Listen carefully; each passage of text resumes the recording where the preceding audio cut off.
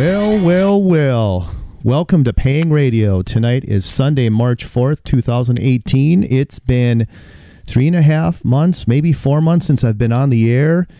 Ken took a little break. Ken will be back soon. He's got things to take care of, but we're glad to be back on the air, broadcasting live from the western shores of Lake Superior. We're Inception Radio Network, heard all over the World Wide Web, and of course, there's many different ways you can listen to us. You can like us on Facebook, follow our feeds and our shows, and the latest on paranormal and the unknown news. I always throw articles in there on Facebook. You can follow us on Instagram, which I got to work on a little bit more. I mean, that's kind of the thing these days. Follow us on Twitter at I_R_N for the latest updates. And I go in and retweet a lot of news from, David Eichen and anybody out there in the paranormal world. I'm definitely retweeting what's going on. You can follow us and listen to our shows on iHeartRadio, and we're proud to announce we are now on Spotify. So follow us on Spotify, and you can listen to our latest shows right on there. We're in TuneIn Radio, Stitcher Radio. If you have a Roku box, listen to us that way too. You can follow our shows that way. This is one of the neatest ways to listen to us. If you're not tech savvy and you just have a flip phone or you have a home phone and you just don't want to get into that smartphone world, that's way too expensive anyway, you can call us at 712-770-8888 and listen to Inception Radio Network by putting your phone on speaker. Very cool, different way to do that. We are also sponsored by Lenora Organics, so check out this minimalistic organic skincare line. It is basically 3 to 4 ingredients, no harsh chemicals or, no preservatives. It's how we should be. We should be putting nature on our face. So check them out. It's lenoraorganics.com. And if you go to the website, you'll see our sponsors there too. And lastly, I haven't been on the air so long, I had to dig in my shout-outs here, so hopefully our listeners and friends are here. This shout-out goes to Nick B. in Madison, Wisconsin, who's an avid listener, Keith M. in Alberta, Canada, and then we got SEE in Vancouver, Canada. So big shout-outs to them for supporting IRN and listening to Paying Radio. And wow, that's a big spiel, but now I'm going to introduce my guests. They are friends of mine. They are also on our table on the John Ford UFO Nightmare show that we do on occasion when we get some updates. They are also, I would say, the head of the Oklahoma Paranormal Research Team. I'd like to welcome Dick and Marilyn Carlson. Welcome to the show, guys. Hi. Hey. Oh, glad we're here. Yes, yes, that was quite a spiel. I had to go through a list of stuff to just, throw that out there. So how have you guys been doing? Well, we've been staying busy. We just attended a 3-day archaeology conference right here at Oklahoma University in Norman, and so we got kind of caught up on all the latest research on digs that they're doing right here in Oklahoma. So digs in Oklahoma. So they're finding. Are they finding any type of dinosaurs or old ancient like activity in the ground? Yeah, there's a place up by Buffalo that's used to be like a kill site for the Native Americans, and there's a big ridge where they would run the buffalo off that ridge, and of course then when they would hit the ground, then Native Americans would be down at the bottom waiting for them, and then they would make sure that they captured them and killed them. And there's a lot of bones and cherts and points and so forth that are there, carving tools that they use to take the hide off the animals and stuff like that are all being found in that region. And but it's been used for thousands of years. Yeah, so. Oh, right. Wow. So. Yeah, we had a buffalo bone that we were examined. It was probably, they said, somewhere around 10,000 years old. Wow. Mm-hmm. Wow, something you wouldn't think about in Oklahoma, but it's right. There. Well, and then there's old Native American encampments that are being dug out as well, and so those are some interesting things. That's down central to southwest Oklahoma along the Red River, There's a couple digs down that way. Isn't there by the Kansas border the Camel? Yes, up in the panhandle of Oklahoma near Colorado, they have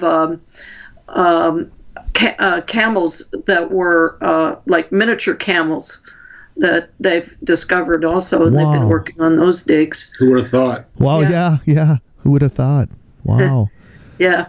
So, we enjoy doing that. Dick has learned how to do what they call photogrammetry, and what that is it's software that you can photograph an object from all different angles, and then it goes into the software, and it takes it and puts it all together, and then as you examine the whole item, you can turn it around, upside down. Makes it 3D. Yeah, it makes it 3D, and you can just turn it all the way around and upside down and back and forth and look at any portion or part of the object that you want to look at. Pretty slick. Yeah. And so a lot of work, but yeah, it is. And he just recently talked to some archaeologists in fact, the state archaeologist is interested in getting him to do some photogrammetry work for the university. So that's going to keep him busy.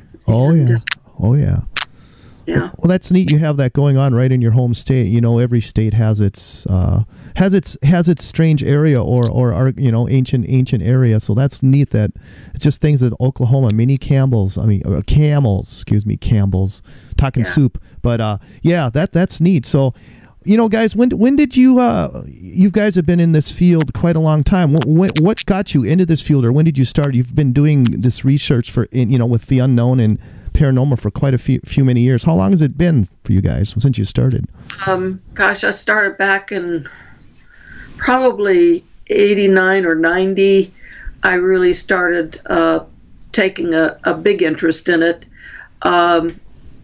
Had some experiences and sightings, and that brought me into spending a year studying how to become a hypnotherapist, and started working with abductees, and that was down in Mississippi. And then we moved from Mississippi to Virginia, and I continued looking into things, working with abductees there, and worked a lot with MUFON people. And let's see, what else? We actually joined MUFON, and we finally were field investigators. Yeah, we joined MUFON in about 2002 or 2003, and I was Oklahoma State Director for a while and continued to do hypnotherapy for people, and of course did numerous investigations as investigators for MUFON. And then we decided to leave MUFON, and we started our own group, the Oklahoma UFO Paranormal Team, and we brought on board Ken Storch with us, and we actually all the MUFON people. Yeah, we took a whole bunch of MUFON people with us, but and those people remain a part of our team, and we've lost one team member. Roger Peacock passed away almost 2 years ago now, and we had another team member that was near Spiro, and he passed away, and Glenn was his name. And a couple that have come and gone. Yeah, we've had a couple that have come and gone, but we still have Bill and Julie May, and of course Ken Storch, and Dick and I, and we have a fairly recent member, Mike Roddy. He's a new member. He's a private investigator and has some really interesting things going on. And we frequently go to the Oklahoma Private Investigators Association's conferences and meetings that they have once a month. And Mike's biggest thing that he works with is missing people. So, and which kind of brings him into some of cases of child trafficking. Oh, sure. So, we hear about those, and we find them very interesting. It's kind of good too, because he lives down in Ada, And so if anything's going on that, sightings and such, he gets to go attack it first. Oh, sure.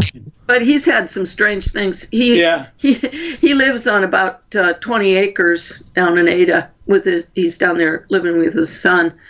And he called us one time and said, this was when he first became a team member.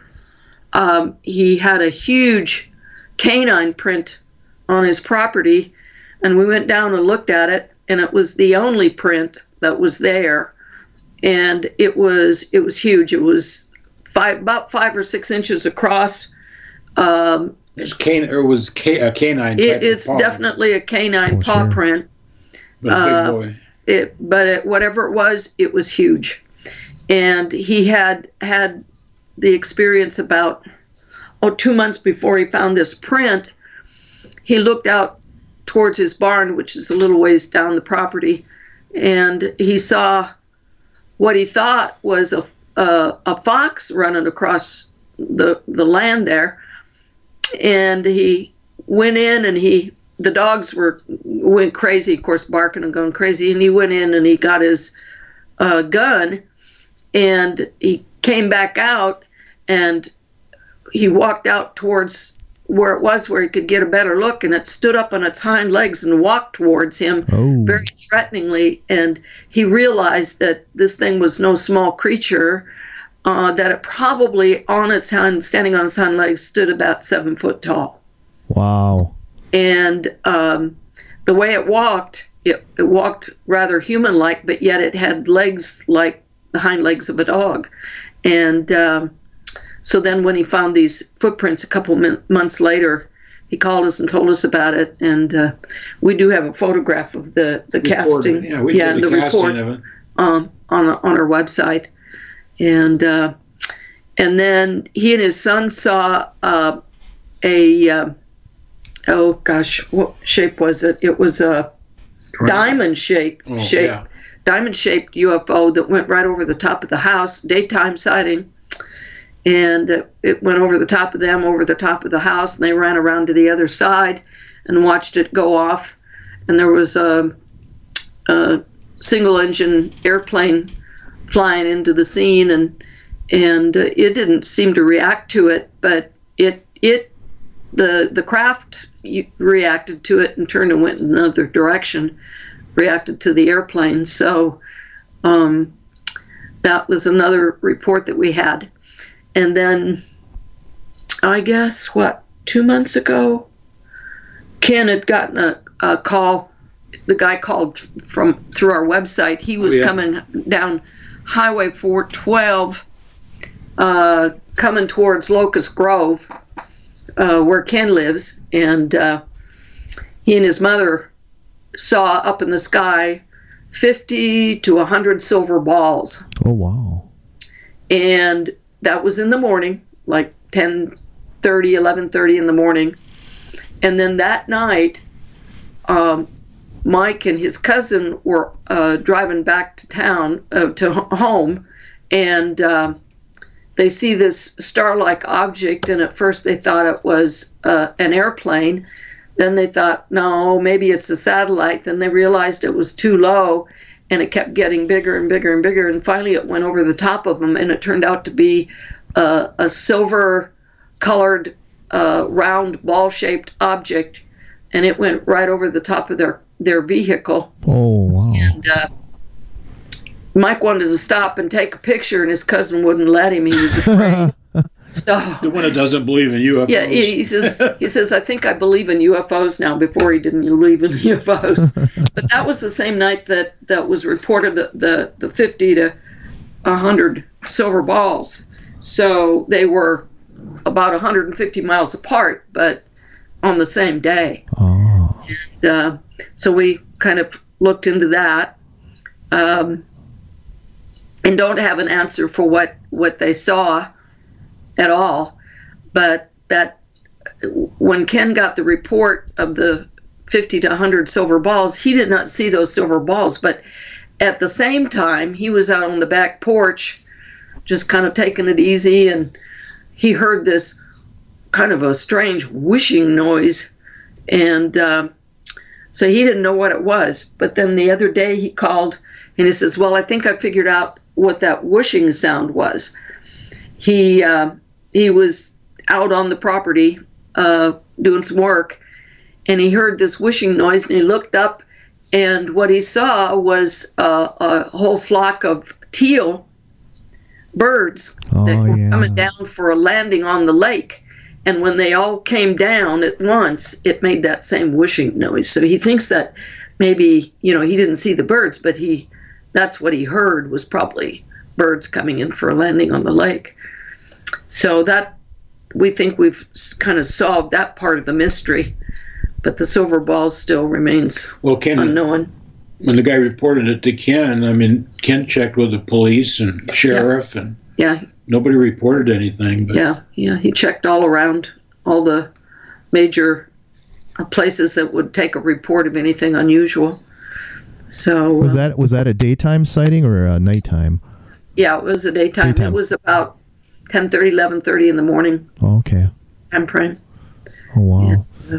Did you see that video over Milwaukee with the? I'll have to send it to you. We put it on our website at the Wisconsin UFO research team, but there was some weird objects over Milwaukee. Like, they almost look like an asteroid splitting up like a firework, but it was really strange looking. I'll send you the video. See what you think. Did you post that on Facebook? I did. I shared it on Inception Radio Network's Facebook page. Yes, I did. Yeah. Yes, I think I saw it. I'm going like, what? yeah. That was a little bit strange. Now, Dick, what's your background and what got you involved in all this? Well, Marilyn, she pulled me into it. No, I like to investigate things. I'm an engineer, and so I'm kind of interested in a little bit of everything. And started out with photo analysis, and you and I was always into photography, so we would get things and reports when I was a field investigator for MUFON and look into it. Most of our stuff was lights in the sky, so you had to go through and is there any airports close? And of course, sometimes the report was like, a month after it happened. But yeah. I'm sure you've experienced some of that in your investigations too. Oh yeah, definitely. But I worked for Lockheed Martin. Well, actually, I worked for the government, and then I went to work for IBM. They built the first digitized submarine sonar, and that was my thing, was submarine sonar. When I was in the Navy, I was submarine sonar man. And then when I retired IBM sold our division to L'Oreal, and then L'Oreal sold us to Lockheed Martin, and my phone number never changed, and my room never changed, and good thing is my wages never changed either. Good. I retired from them. Well, then we started, having more time on our hands to start getting involved, and I find it really interesting. I know that people, when they report stuff, this is from being a field investigator with MUFON, they saw something. Mm-hmm. You don't know if it's real or not real or what it is, but they saw something, because for somebody to come forward and, it kind of changes their life, because they kind of get, notoriety. Yeah. And people kind of say, well, you did what? Oh, I don't believe that, and all that sort of thing. But and the people that have had close-up sightings and interaction with ET, it really does change their whole life. That's how many people get involved in investigations of UFOs, is because of their own personal experiences. And me being an engineer, I'm a skeptic, but I can be turned. There's some things, especially in the paranormal, that are just, why does that happen? Yeah, and it isn't just UFOs that we investigate. We investigate ghosts and paranormal things in people's homes, and we've been chasing after Bigfoot, and this one has been kind of slow. Yeah, but everybody I've talked to has kind of had a slow winter as far as reports coming in.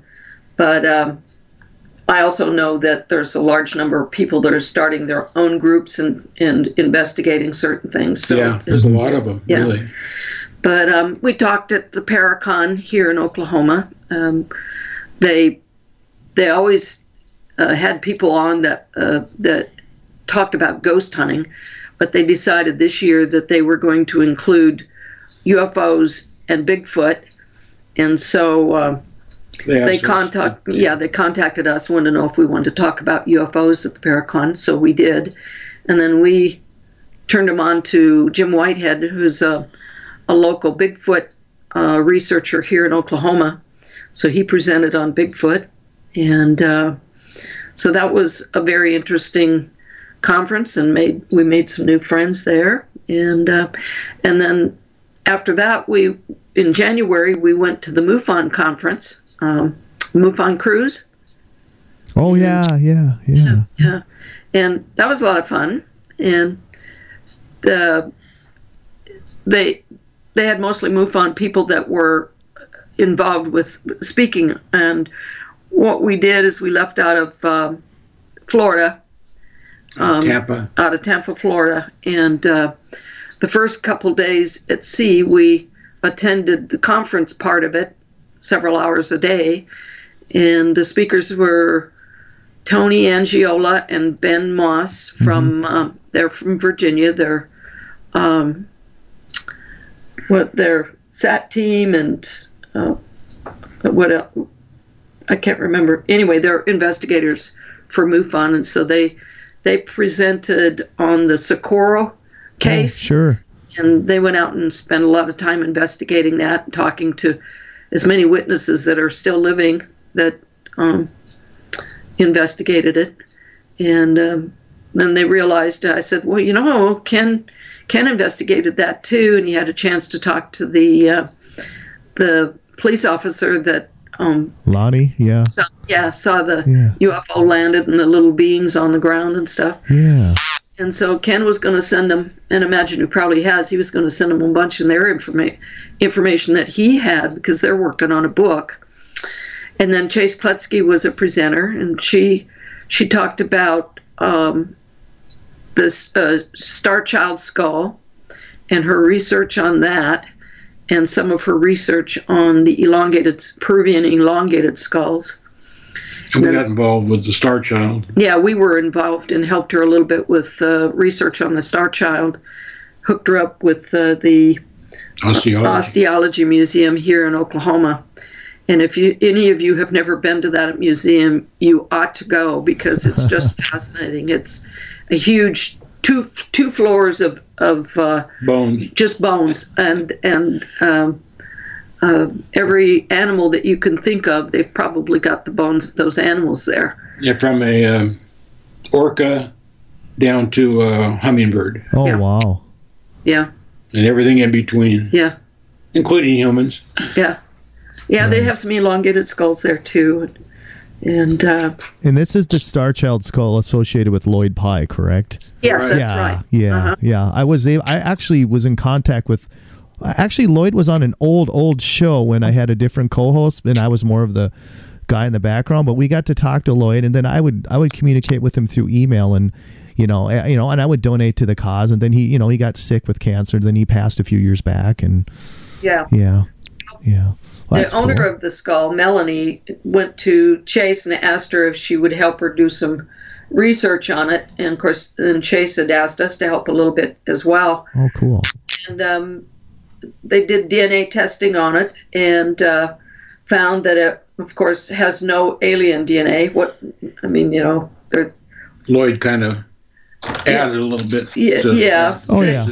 Yeah, it was a situation where, it looked very strange and it looked alien-like, because there were parts and pieces of the facial structure that was missing in the skull, and so that's why the eyes looked like they were alien-shaped eyes and so forth. But if you put the skull and had the pieces filled in, which we did have a researcher help us, an FBI forensics artist help us with that, and she took and made out the outline and everything of the skull and drew what was there on the skull, and then she filled in the mandible and sure. the eye bone pieces and the nose piece structure that's missing and so forth. And it's very likely that the Star Child was approximately 5 years of age, based on tooth and what was partially there of the upper jaw. And he was 5 years old. I think the way his head is shaped, he couldn't really move. Yeah, he was just laid on his back. It appeared like the child may have been hydrocephalic. Oh, sure. Yeah, so it caused the shape of the head to be different, and it also appears that perhaps the mother may have tried to bind the head. In which case it would misshape the hydrocephalus of the skull structure, and so it ended up a strange shape. Huh. Okay. And it is, the DNA shows that it's 100% human, coming from the southern Texas region and the Central America region. The mother and the father. Okay. Oh wow. I think they're working on repatriating it, right? Yes, they're working on trying to repatriate it. Oh, cool. Oh, cool. Well, guys, let's take a quick break here. You're listening to Paying Radio on the Inception Radio Network, and tonight we have on Marilyn and Dick Carlson, and we're talking about their research and other unknown aspects of the paranormal. Stay with us. Welcome back to Paying Radio. Actually, we are live tonight. We are live with Dick and Marilyn Carlson of the Oklahoma UFO Paranormal team, and we're going over their research and a lot of what they dive into and what they deal with. It's everything from ghost hunting. It's not ghost hunting, ghost research to UFOs, Bigfoot, strange anomalies. I mean, a lot of cool stuff they get into, but we had a question in chat. I'm going to hit the question, and I got to find the question, guys, so stand by. Okay, this is I think this one's for Dick. How hard is it to tell the computer fakes, especially with the new iPhone that lets people fake live videos? I mean, can you tell the difference, Dick, with all this new technology out there to record video and in Photoshop pictures?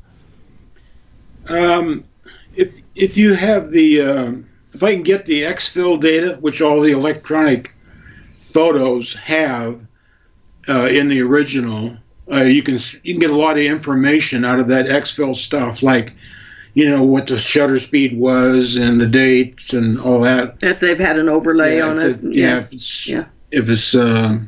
they've been photoshopping it or whatever. But it's so it gives you a lot of information. Unfortunately, most of the time when we get something that somebody's seen, we don't get the original. They end up, sending it by, either email or send you the message, and sometimes that stuff is stripped off of it. I don't know why, but it is. But with that exfil data, you can get quite a bit of information. Yeah. Oh wow, that's. I know I've sent you a couple photos, and then I the first thing, or when I get sending you an email, they're like, send the original, don't send it. Yeah, definitely the way to do it. Yep. So you hear that out there, everybody? If you see something, take the picture, send the original. Don't pass it on. Don't email it to 12 people. Have that person email it. Do this and that. Just get it right to the person right away. Right. And a few things too, if you're not using an iPhone for taking a night shot, is don't use the zoom, and just put the zoom out to infinity and take the picture, because these smart cameras, they're actually too smart. When you put it up there to take a picture in the middle of the night, that camera's trying to figure out, what do you want to do with this? And it'll, sometimes when it zooms, you get this big, wonderful bloom on your picture. And if you have a really good imagination, you can see faces and all kinds of other things inside that round. This happened to us. Was working was with MUFON, and this guy called us from Drumright, Oklahoma, which is over by Tulsa, And he had taken all these pictures, and there were video, and this was the real thing. So we actually went out on the investigation. He showed us the DVD that he had done, and sure enough, it's, you know, getting this. You can see these, again, if you got a good imagination. Different colors. It didn't have the audio on. So we got a copy of the DVD, and we brought it home and looked at it. And every time it went out of focus, he got one of these beautiful round blooms, and you could actually hear the poor camera going zit zit zit zit. Oh, zit, yeah. Just focus. Didn't know what to focus on. This guy was so convinced. He said, "Well, you know, I'll give this to you, but you can't show it to anybody because I want UFO hunters to get this," and blah blah blah. And it simply was that he was trying to When we take care of our own hearts, we're also taking care of the people closest to us. So it's comforting to know that RWJ Barnabas Health has New Jersey's most comprehensive cardiac care program, with access to top specialists, minimally invasive heart surgery options, and rehabilitation and wellness programs. So get your heart checked. It's as easy as visiting rwjbh.org/heart. RWJ Barnabas Health. Let's be healthy together. He was trying to videotape the what they call the Evening Star. Yeah, so, it was serious. We were there in the daylight, and we actually stayed that night and put up our night vision stuff. And it got darker and darker, and said, "Yeah, see right there, it is. It comes back every single night." Serious. We're going. No, that's a star. or it's usually Venus too, or it's usually Venus. Yeah, it was kind of cloudy, and you could see it with the night vision. It, you know, the star would get brighter as the cloud, you know, as it came out of the cloud, effect, and then it would be kind of a wispy cloud. It would get dark, or get, you know, not as bright. And so, I mean, you got a good imagination. I mean, it'll do it. And of course, when we explained to him and showed him on the night vision, he didn't believe it. So when we left, he was still waiting for UFO hunters to give him a call. Oh yeah, everybody's little glory to fame, claim to fame they want.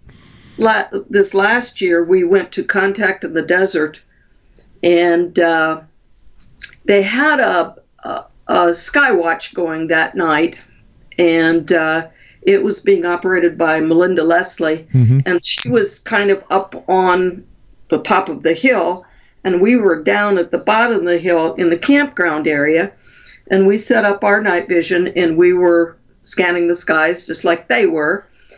And we looked across the valley, and all of a sudden, 7 lights, some were different colors. One was red, and there was blue, and there was green, and they were different colors. And they came shooting down over the hillside across the river and down the valley. And of course, everybody's all excited that they were screaming up there. They were screaming up on the hill, you know. Yeah. And I'm going, Dick, look, you know, and he finally gets them in the viewfinder on our night vision, and we are able to capture 2 of them as they're coming across. Beside each other. Yeah. And come to find out, Melinda Leslie posted on Facebook, did anybody get any photographs or video of those objects that night? And so I posted, I said, well, we've captured it. We've got a video of it, of 2 of them, but we're going, you know, we'll post it up on Facebook. But we have to get it narrowed down and edited, so otherwise it's too large to just put up on Facebook. Right. And so we edited it, and it's up on our website. Yeah. And Jimmy Church presented it. Yeah. Yeah. Coast. Yeah, he put it up on. So we're famous for a couple minutes. That's great. Yeah, but we couldn't believe it. We were the only ones that actually videotaped it. That's crazy. How many people do you think were there? It was probably 100 people at her Skywatch, and it was just my husband and I, Dick and I, down in the campground, all by ourselves.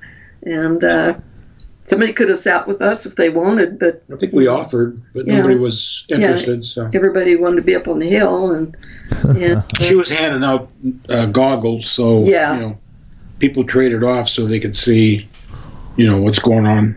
Yeah. Yeah, she's quite a character. She was just on Lori and Fenton's California MUFON show a few weeks ago. Yeah, she's quite a character. She's fun to listen to.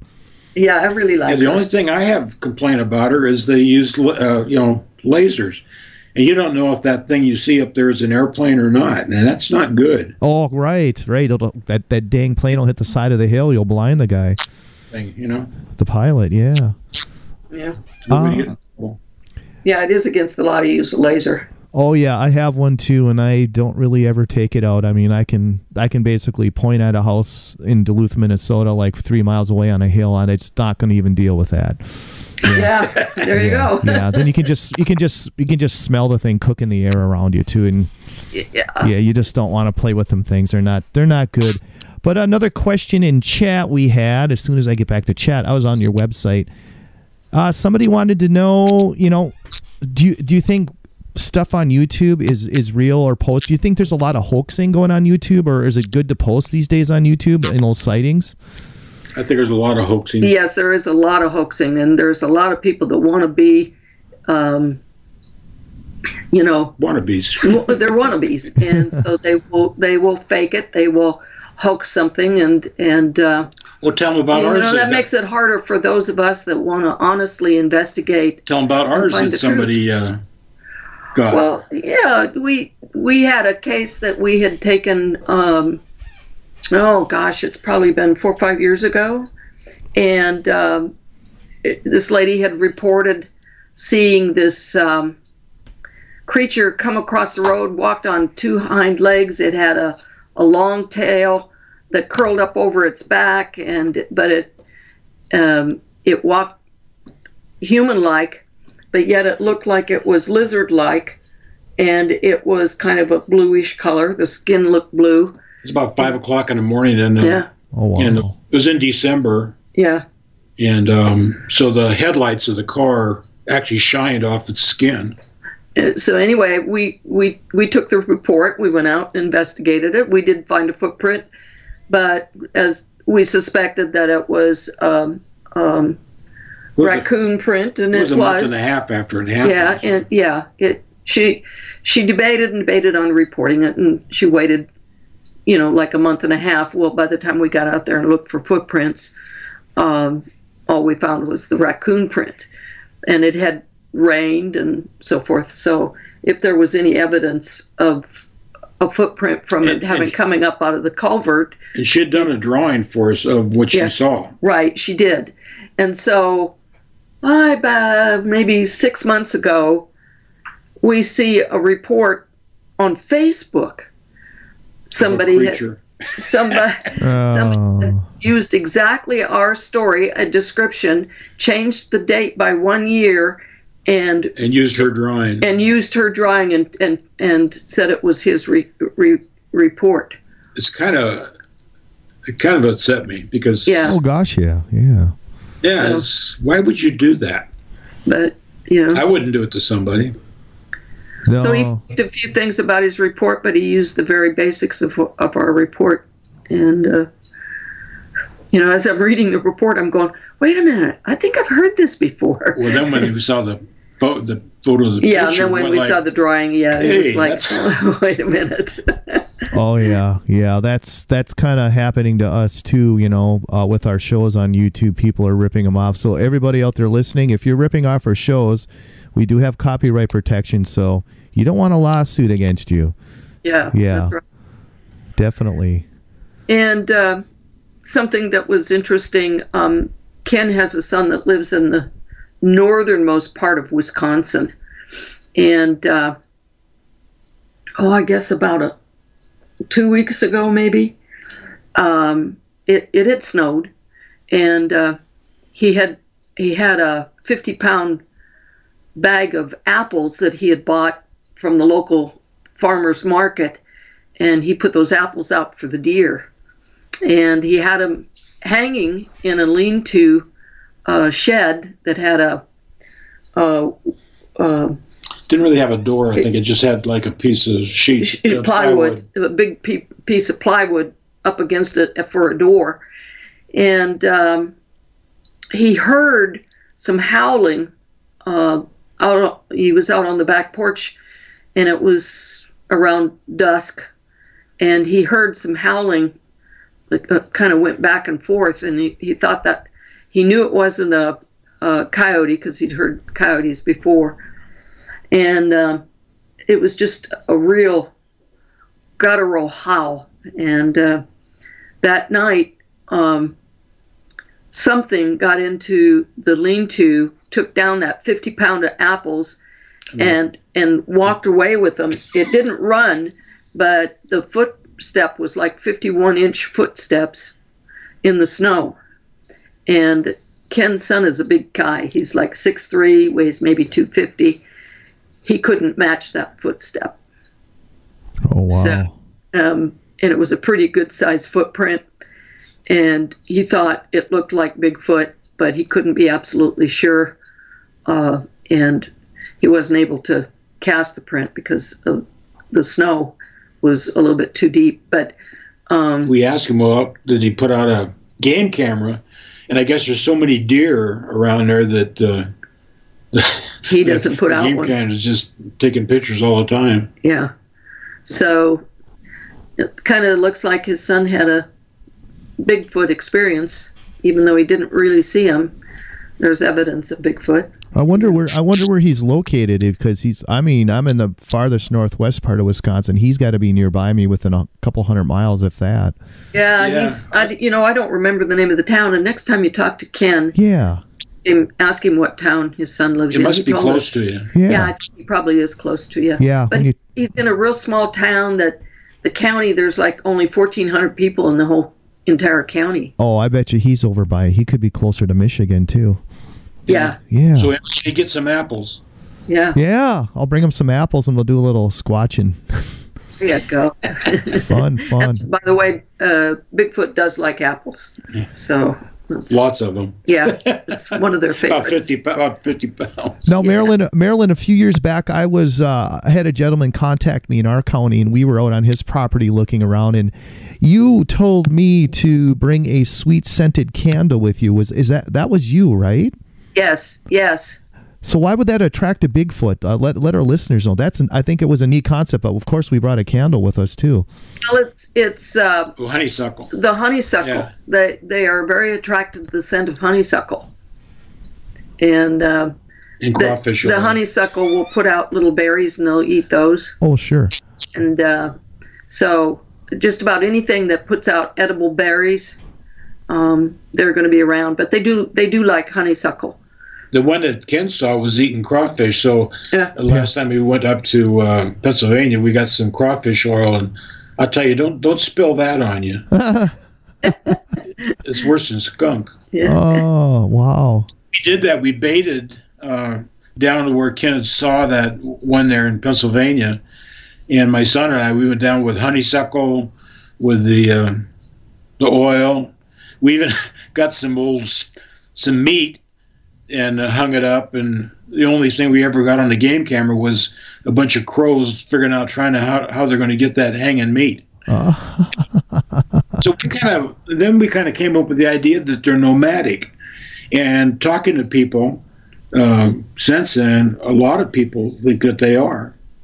In other words, they're on a territory, but they don't stay in one spot. And the other thing is that those of you that want to try the tree knocking technique, see if you get a response,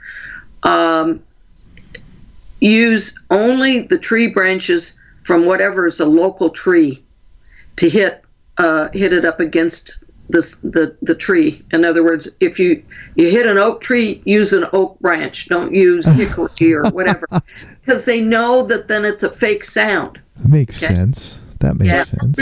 Our bat was an aluminum one. Yeah, we tried an aluminum bat with no success. Oh, why? So learn.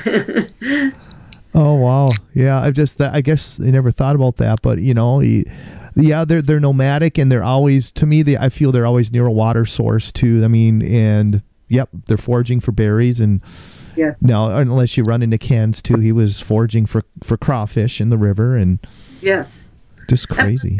It was wooded around the area too, so it makes it good for them hiding in the brushes and so forth. They're very adept and very intelligent as far as hiding. They know how, as a group, to use skills that are almost like military-style skills, where they'll surround you. And we are going to go to the Eureka Springs UFO conference this year. The Ozark conference, The Ozark one. And we've been many times, but we got this new trailer that we haven't been able to get out, and so that's a good chance to do that. Yeah. So if any of you are near Ozark or go to the Ozark conference, look for us and come and tap us on the shoulder and say hi. So tell us your story. We're not presenting there. We're just attending, but we're there to support Chase Kletzky and Stanton Friedman, and they're going to be there. And Linda Moulton Howe. Stanton's got a new, he presented it on the cruise, a new lecture, which I thought was pretty good, about, the military and how much money we spend on different things. And that $22 million that the Pentagon spent, $22 million is a drop in the bucket, but when Robert Bigelow cut the deal with MUFON and bought their files, that's where it came out of, that $22 million. Ah, that makes sense. Yeah. So you guys have done some investigating too with the ghosts and paranormal. Have you guys came across anything really strange? Well, I think the most interesting thing that we had was when we investigated Eugene Leroy Hart. Yeah, we need to go back and do that. Yeah. Oh, yeah. Do you remember being on the night of the full blood moon? We did a live. Yeah. Yeah. That one was probably the most fascinating one to me, because we made contact with his mother. Too bad, we were going to go do the Skywatch. So we actually cut the investigation for Leroy Hart short, and we really, because we weren't really finished with it, but we wanted to get down there and get all set up for Skywatch, which ended up not working out. But I don't think we had enough internet signal or cellular signal. I think that we didn't have enough signal down when we were down on the lake on Ken's property. Yeah. And, we did good with. I was using my iPhone as a hotspot, and just it's out. Locust Grove isn't the metropolis. No, it's in the boonies. Yeah. But like, we had a hard time getting a hold of Ken, especially when he's down in the park, because it's kind of a dead spot. And of course, that's where we were when we were trying to do the Skywatch. But that, to me, that was the most fascinating case that we ever investigated. I think the Springfield one was too. Springfield was interesting. Yeah. And then we did another one where we made contact with the guy. Remember the old house that all the windows were out of it, and it was freezing cold. And, the hate room. Yeah, That's an hour in itself. Yeah, that one. Yeah, we made contact with a guy that lived there. It was the father of the guy that. Whose dad we made contact with, met us there at the old building and gave us some background history on the place. And it was actually built in before Oklahoma Territory. Before Oklahoma. All it was just a territory at the time. But it had been many things, from a stagecoach station to a courthouse to living quarters for people and a sheriff's office, and it had been lots of different things. And there's a big, huge tree out in front of it, and I'm pretty sure when it was a courthouse, that was the hanging tree. Oh, big oak tree. But anyway, we made contact with the guy's father, who said he wasn't a very nice guy. There was a murder that had taken place in the room we were in, and we made contact with him and actually moved him out of there. Yeah. Asked him if we said he was forgiven for what he'd done, and did he want to go home and be with God? And he said yes, and so we moved him on, and he moved out. So. Oh, very cool. Very cool. Yeah. Well, let's take one more break. You're listening to Paying Radio on the Inception Radio Network. Tonight we have on Dick and Marilyn Carlson of the Oklahoma UFO Paranormal Team, and we will be right back. And welcome back to Paying Radio. We're back on the air after a 3 to 4 month hiatus, but tonight we have on Dick and Marilyn Carlson of the Oklahoma UFO Paranormal Team, and we thank everybody for joining us. So we're going straight to a question from chat from our friend Dan. Guys, do you regard the UFO phenomena as possibly interdimensional, and does life after death cross over? So we're getting deep into here. Do you think these are these godlike beings possibly coming over, or what do you guys think? Well, look, they're both interdimensional and extraterrestrial. So, and you don't always know what you're dealing with, and a lot of times interdimensional ETs are mistaken for ghosts.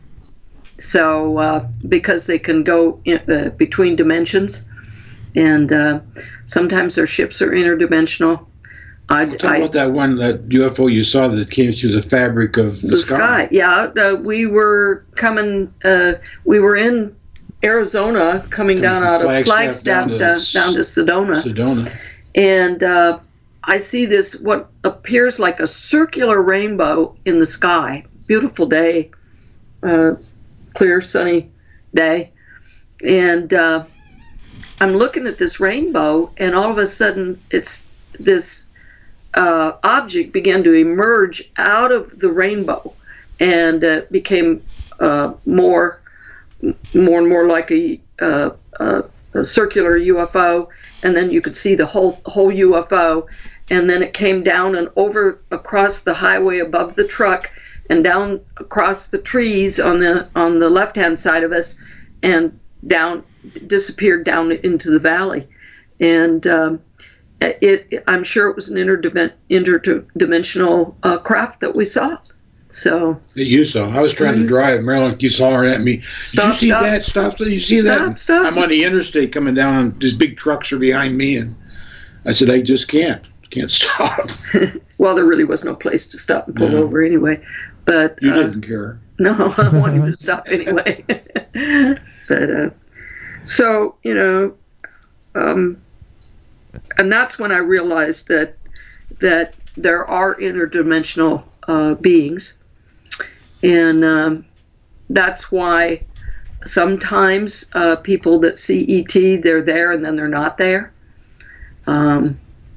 because they're in between dimensions. Yeah, I was going to mention that too. I mean, do you think people have that third eye to see these beings or ships in the sky? I know people that see them all the time.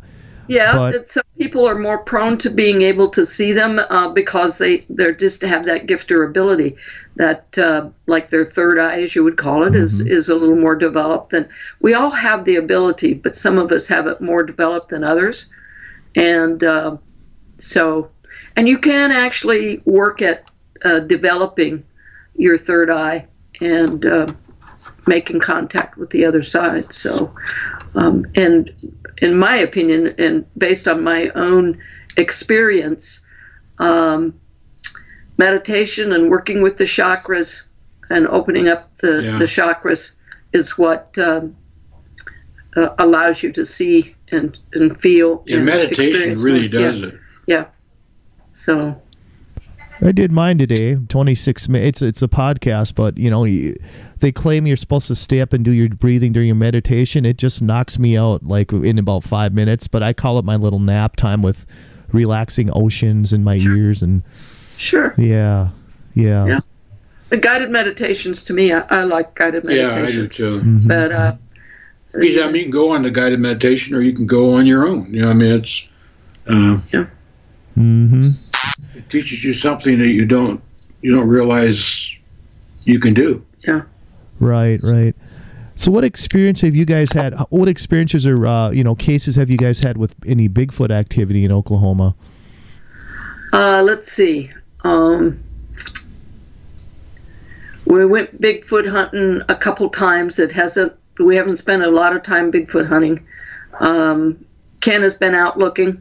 Ken's more doing it more than we are. Yeah, Ken has been out more. He's close to to the to the rivers and that sort of thing. And but we go to regular Bigfoot meetings and conferences and so forth. So we kind of keep track of what's going on here in Oklahoma, and but we have not cast a Bigfoot print in quite a while. No. We casted some footprints at Lake Stanley Draper, and there's been reported Bigfoot cases on Lake Stanley Draper. So when we got the report of these footprints, and they were right, left footprints, we did go out and cast those. It was interesting thing. It was in the winter time. And it was a barefoot print. Was barefoot. Oh, wow. So and it went on for miles. We followed these tracks for at least a couple miles. Yeah. Alongside the river, or alongside the lake. And then but it was out of ways away from anywhere where anybody would. Yeah, we kept looking along the shoreline to see if somebody had come up with a boat or something. Oh, sure. Barefoot. No tracks down by the never shoreline. Found any. Just on this dirt road. Yeah. And it had rained a couple days before. It was muddy, and it made for good footprints on the road, the dirt road. So, well, that's a little too strange for a human to be out doing stuff like that. Yeah. But we talked to Jim Whitehead again, who's kind of the local Bigfoot expert, and he says, "Oh, those are well, human. You should have went the other way. You guys went north, and you should have, instead of making a left turn on that trail, you should have made a right turn." Yeah. Well, that's the story of my life, Yeah. I spent quite a bit of time out there. Yeah. Pouring footprints. Yeah. Now, guys, you've had several people to reach out to you to help them with cases, for example, MUFON and everything. So do you get that on often where people reach out to you for help? Occasionally, it does happen. I mean, Chase Klutsky had an investigated board camp, which is over in Arkansas, and she called and said, I'd really like to get a second opinion on it. Would you mind going over and checking it out? They see there's a crystal mine there, and it's a U-dig crystal mine. But they were seeing strange lights off in the woods and around the property. And so Chase went and investigated it. She saw a strange light. Then they brought back Josh Gates from from the TV program. They saw a light. Oh yeah, that was neat. I did see that, catch that. And we went, and Dick and I did not see a light at all, but Ken and Helen were walking down the road, and they did see a light off in the woods. And Ken flashed his flashlight back at it, and it seemed to respond. So I'm glad that Ken saw. We instrumented up all around the pit, and we had 6 cameras, and we did magnetometers, the whole bit. One thing that was interesting is George Schlick. Had some hydrophones, and he gave me Ken, and Ken put them on the ground where the pit is, and you could hear water running. Well, that means that something is exciting those crystals. Mm-hmm. And like any kind of they're quartz crystals, and if you get them excited enough, they'll generate a discharge. They'll generate a discharge. So that's kind of our theory. We didn't get anything to prove it other than the running water and this pit that has crystals in it. But I was a sonarman in the Navy, and our hydrophones were all crystal, where it took the sound wave, made it into an electrical pulse, and then went into, into the amplifiers, and then you listened on a headset. So I know what crystals can do. And anyway, I think that's a good theory, because if you get excited them enough, They'll discharge. But if people are interested in going out to board camp, just do a Google search on Board Camp Mine, and you'll find the contact. And for a small fee, you all can go out there and maybe get lucky. Yeah, get lucky and see some lights. So it's open to the public. Yeah, and then the owners, I forget their names. I'm friends with them on Facebook because we did do a show on that too a while back, and very, very nice and genuine people too, you know. Cheryl McKinney. Yeah, she's great. I chat with her on occasion. Great stuff. That was one of my favorite shows, you know, in the past few years, chatting with, you know, people that are just seeing some strange stuff on their property, you know. Right. Yeah. So and they've got a little place where you can camp. And stay the night. So yeah, he built a stage there, like a musical, you know, to bring you know, bands in. Mm-hmm. And then he took the side of the hill and kind of terraced it so people could set up chairs and stuff. And that was kind of the original thing he did. But and then now they have this thing with these seeing these lights. And there's been reported UFO a couple times. Yeah. Seen. Mm-hmm. Unfortunately, even instrumenting up, we really didn't get anything. Yeah. That wasn't, you know, like background. Yeah. We checked radiation. We checked for all kinds of phenomenon. Yeah. Luckily, Ken and Helen saw the one light, so that did prove to us that there is some activity on the property. But that's the kind of way it is with almost any of these investigations. I mean, it's kind of a hit and miss. But we've gone out on hauntings and saw absolutely nothing. Yeah. You know, and then like we did in Bellew when you guys were on the air. I mean, that was very active. Mm-hmm. Yeah, we weren't expecting to make contact. Yeah, we were trying to find Leroy, and we got his mom. Yeah. So we kind of thought, well, maybe Leroy really wasn't buried there. He died in a prison, but they got a beautiful headstone. I mean, it's big. So the tribe must have done that. And of course, his mother's buried beside him with a little itty bitty headstone. Uh-huh. But like I say, sometimes you just you got to go. That's all I can say. You got to go see what you can find. Yeah. Of course, we use instrumentation when we do our investigations, but occasionally we do get activity, get knocking on the walls, or you can hear footsteps going down the steps. We did that at that old church. Yeah, in Modoc. In Modoc, yeah. We were sitting there waiting for something to happen. All of a sudden, you could hear the bang, bang, bang, bang of footsteps coming down the stairs from up in the attic, and we went back a couple years later and we got all kinds of equipment and didn't get anything. Oh wow! Yeah. So, there's a graveyard out there. We heard the sound of a baby crying. We got it on audio tape. Yeah. But and then later we found the grave where a baby was buried. So interesting. Do you guys always have like a bag ready to go, like run out the door? Yep. We've got a lot of equipment. Yeah, but we've got it divided into what kind of an investigation we're going to Oh, sure. do. If Bigfoot is this box and ghost hunting is this box, and so, and you know, we're prepared to do casting of footprints if we need to, and we had I think we figured one time at about $20,000 worth of equipment.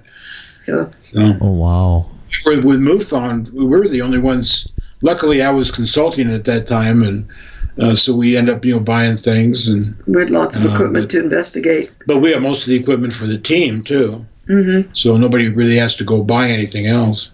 Oh right.